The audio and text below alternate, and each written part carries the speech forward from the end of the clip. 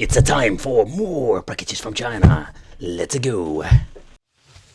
Hey guys, welcome back to the channel. It's awesome that you're tuning in. So in this video, I want to take a close look at the FC Pocket Max. I have seen a couple of reviews here on the YouTube and I was more like, I want to see what is going on with this device. It comes with a 4.3-inch display, so it's quite interesting and I was curious how good it will be. The 4.3 color LCD display, and I'm a little bit bummed out because I can already tell you it's going to be widescreen misery. Oh man, it's going to be like a misery looking at these widescreen displays. Like, you need to play it in like an original aspect ratio. I don't agree with it, but especially with the NES, oh man, it's going to look very horrible.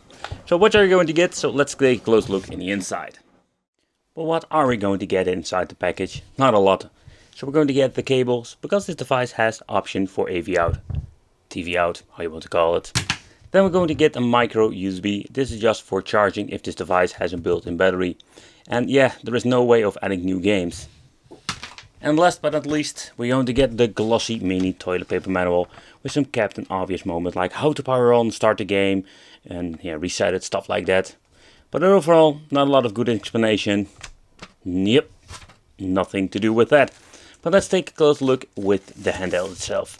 So first of all, I must say that I was a little bit disappointed. When looking at the picture, it looks like an NES Pocket device. And yeah, it's actually like an NES Pocket device. But when you're looking at the build quality, it looks kind of sturdy. But when you're looking at the overall quality, I am not a big fan of it. So let's talk about the D-pad. So the D-pad itself, okay, here you can see like the D-pad or the 4 buttons has a kind of angle. Gives a little bit better performance when it comes with playing some games, or like more comfortable and better performance with gaming. But the thing is, it's not the D-pad, and the plays quite awful. A, B, X, Y, select, start, and here at the top we're going to get the on and off, volume control. There is even some filled on the volume control over here. You can see over there. Then we're going to get the reset. Of course, we're going to get the one for the AV out. It's the tiny jack and the micro USB for charging. And at the bottom, we're going to get an extra headphone 3.5mm jack. So that's it. That's the only thing that we're going to get. So let's power it on. Oh boy. I do like this tune, but it's a widescreen. Look how extremely stretchy it is. Another thing I don't like is just the fact that it has a really horrible LCD display. Here you can really see I'm putting it on the normal view angle. Oh boy, it's really bad. It's a little bit of a bummer if you ask me. Alright, so the view angle is pretty damn awful, what I mentioned, so I need to put them in the right angle, otherwise it's very hard to capture from. Another thing they messed up, like the audio, it's pretty cool. Let's reset it. It sounds great. Volume control works very well. And this tiny speaker over here goes very loud. But it's all freaking scratched to the maximum level. Look at this, how wide is the... I don't get it.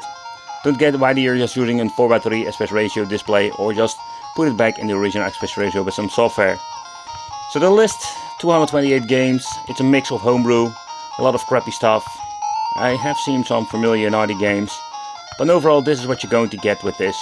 I'm curious how this thing will play. Yeah, how it will play. I already know with a horrible shitty G-pad like this.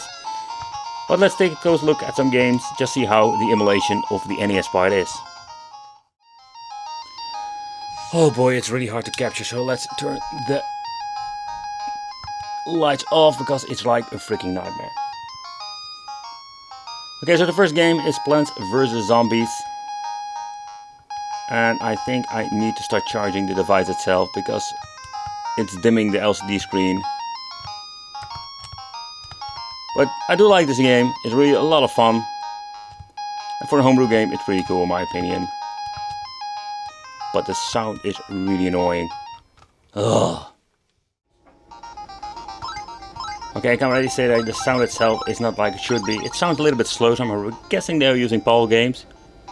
But also I can hear this zooming sound in the background. So something is going wrong with this device. This is also flickering, that's not like it should be. Oh man, the D-pad is awful. See, these sound effects are all here.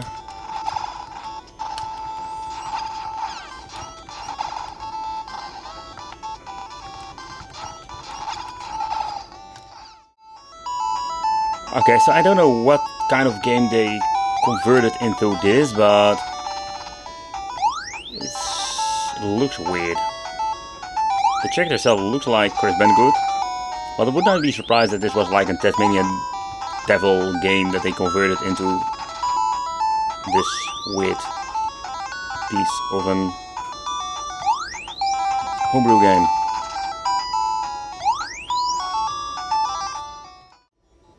But every time when I'm getting out of the menu, you can hear like this annoying zooming sound, like.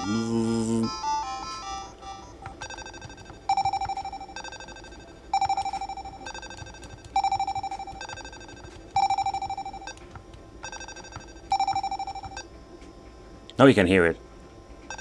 Yeah. Oh crap. Oh, that's cool.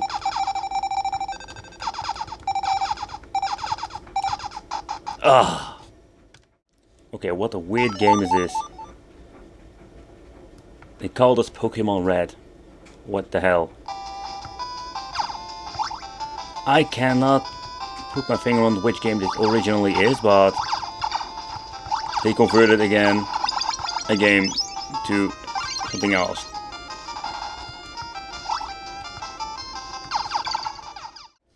Alright, so let's get my toolkit and let's see what's inside. So first of all, let's remove the battery first before we're going to mess anything up. So what you're going to get is the BL5C. What I find out interesting that we're going to get the option to use a battery. And the BL5C are just the typical Nokia batteries they are using for a lot of these handhelds nowadays. And this one is the 1020 milliamp. Will give you a couple of hours playtime, nothing really special, but also can use it like for AAA batteries. So I already mentioned, like in the beginning when I was starting making these videos, I can still remember that they had like a lot of these options, like dual battery options.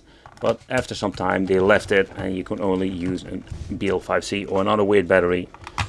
But let's do a quick peek on the inside. So when it comes to the emulation, I did hear some sound issues and it sounds kind of slow. So it seems to be like using the old school PAL games. So let's open it up. And let's be very gentle because this can always be like a pain in the ass to open. Oh, okay, so that is quite interesting. Okay, so here we're going to get the two wire that goes onto the PCB. Capacitor over here, ribbon cable for connecting these two PCB boards, and not to forget over here we're going to get all of the other switches. We're going to leave this one on here because it's just like for the controls. So what I want to do is remove these two just to see what are we going to get beneath this. Alright, let's leave this one over there. Let's lift it out. Be very gentle because there's still a lot of wires. Oh, a lot of wires and a lot of stuff going on. Oh boy.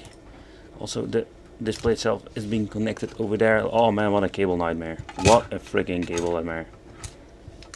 See, the problem is I can't move it around too much simply because of the display. Can I lift the display out? Yep, I can. Alright, so let's take a closer look at this over here. They are using the cheap membrane rubbers. Of course they did use in black blob, so we cannot see what kind of chip of whatever they are using there. So this chip doesn't say anything to me.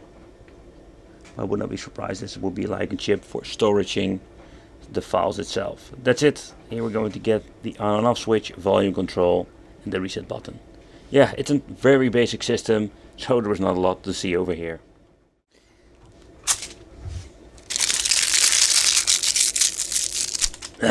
Stupid screen protectors.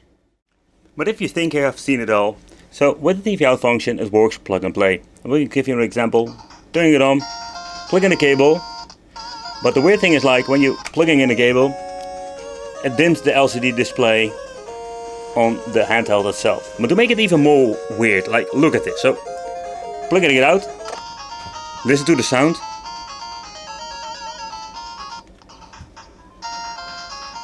Okay, but when plugging it in now, it goes faster.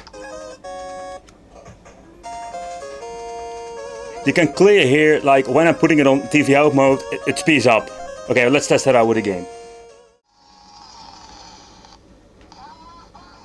Alright, let's crank up the volume. It sounds quite slow. TV out. You can hear like it sounds way faster. What the hell is going on with this? It looks, by the way, really washed out, but that's not the point. what a weird piece of tech that it is. Like, what a messed up situation. Okay guys, so I'm just going to be honest, I am slightly disappointed. This thing looks so cool in the picture, but when getting it in my hands, I feel it's kind of a cheap device. Like, not like a cheap to the cheap because of the price, but just the way how it looks, how it feels and how it plays. And the emulation itself either is like really horrible. I was expecting a lot of great things from this, but in the end I am very disappointed. I'm just going to tell you, to be honest. So one of my less favorite 8-bit system I found on AliExpress. But I thank you for watching, consider subscribing, hit the little bell, become one of the Wicked family, and I will see you in the next video.